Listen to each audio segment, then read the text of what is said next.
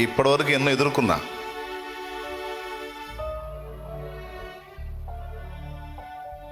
ఏశావుల్ని చూశాను, ఫరోలను చూశాను, గొల్యాతుల్ని చూశాను.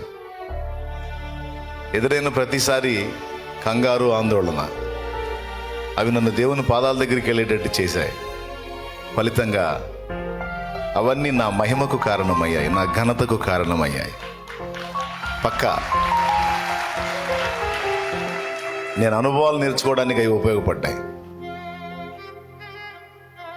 ఒక్కోసారి ఒంటరిగా కూర్చొని ఏడ్చిన గంటలు ఏడ్చుకున్న రోజులు ఉన్నాయి, పరిస్థితి అర్థం కాక. కానీ తర్వాత అవన్నీ నాకు ఎలాగ దోహదపడ్డాయో, ఈరోజు నేను ఇలా నిలవడానికి అవి ఎంత ఉపయోగపడ్డాయో నాకే తెలుసు. అది అలాగే ఈరోజు నువ్వు పొందుతున్న అనుభవాలు భవిష్యత్తులో నీకు ఎలా మారబోతున్నాయో భవిష్యత్తులో చూస్తూ ఉండవు. పక్క దేన్ని బట్టి కూడా కలత చెందొద్దు, కృంగిపోవద్దు, చావాలి అనుకోవద్దు, చావును కోరవద్దు, నిరాశ నిస్పృహలను దరిచేరనీయొద్దు. దేవునికి తెలియకుండా మన బతుకుల్లో ఏశావు లేరు, దేవునికి తెలియకుండా మన బతుకుల్లో ఫరోలు లేరు, దేవునికి తెలియకుండా మన ముందు గొల్యాతులు రాలేదు. దేవునికి తెలుసు. మన మహిమ నిమిత్తమే అవన్నీ మనకు అనుమతించాడు. ఎంతమంది విశ్వసిస్తున్నారు? నా మహిమ నిమిత్తమే నాకు ఈ పోరాటాలు దేవుడు ఏర్పాటు చేశాడు, నేను ఫేస్ చేస్తున్న పోరాటాలు నా మహిమ నిమిత్తం డిసైడ్ చేశాడు. ఎంతమంది నమ్ముతున్నారు?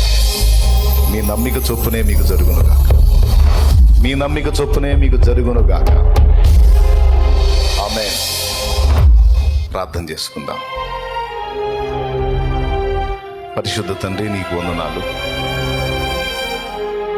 ఈ ఉపవాస ప్రార్థన 2వ కూటమిలో నీ దాసుని నిలుపుకొని చక్కగా నువ్వు మాట్లాడిన ప్రతి మాట కొరకై వందనాలు చెల్లిస్తున్నాను. ఈ మాటలన్నీ మా హృదయాల్లో శిలాక్షరాలుగా ముద్రించండి. అనుకూలతల్లో ఆనందంగా సాగిపోవటం, ప్రతికూలతల్లో కంగారు పట్టడం తొలగించి, నా జీవితంలో ఈ అనుమతించిన నా దేవుడు నా మహిమ నిమిత్తమే వీటిని ఉద్దేశించాడని ఎరిగి నీ వైపు చూస్తూ ధైర్యంగా ముందుకు సాగిపోయే కృప మా బిడ్డలందరికీ దయచేయండి.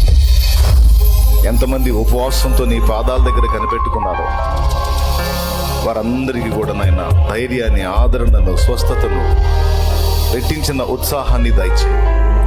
నిరాశ, నిస్పృహ, కృంగుబాట్లను తొలగించి సమాధాన స్థితినిచ్చి రాబోతున్న దినముల్లో ఘనపరిచి వాడుకోమని, ప్రతి కుటుంబము ఆశీర్వాదకారణంగా ఉండేటట్టు చేయమని, చిన్నలు, పెద్దలు, వృద్ధులు, స్త్రీలు, పురుషులు, యవనులు, బిడ్డలందరినీ చేతులకు అప్పగిస్తూ యేసుక్రీస్తు నామములో ప్రార్థించి స్తుతించి ఇక మిగిలిన కూటాలు కూడా ఆశీర్వాదకరంగా జరిగించమని, ఈ రాత్రి నీ పాదాల దగ్గరకు వచ్చి ఇదిగో నీకు తమను తాము అప్పగించుకుంటూ తమ జీవితంలో తాము అనుభవిస్తున్న ప్రతికూలతలని నీ ముందు ఉంచుచుండగా బిడ్డలందరికీ జయము దయచేయమని యేసు నామమున ప్రార్థించి పొంది ఉన్నాము తండ్రి.